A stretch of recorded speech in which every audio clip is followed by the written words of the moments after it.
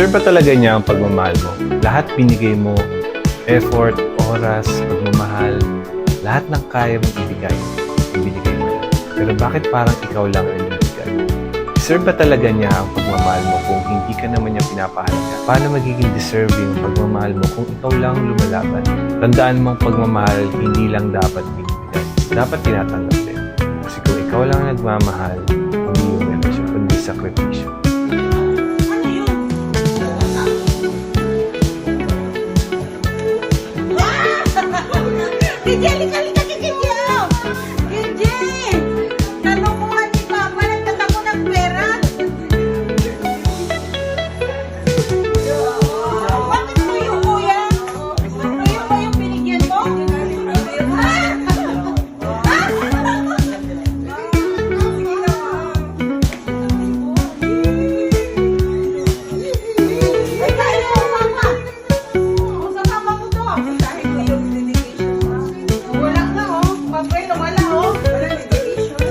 Mahal ang bulaklak niya, tuyo naman.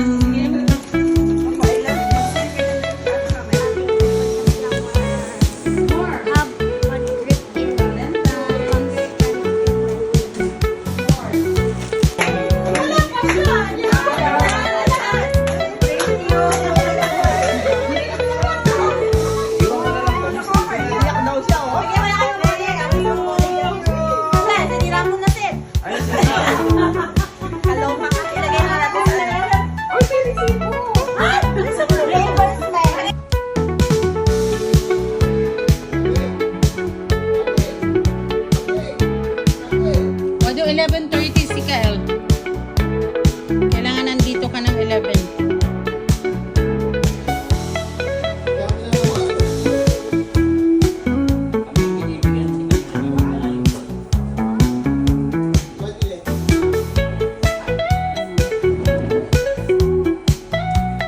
Di ba 11? Babalik na mga 1. Saan magkukulit? Yun na yun, diretso na. Magpadala ka pa ng mga sulat. Mandalo yung bla bla bla. Isang lakad sa.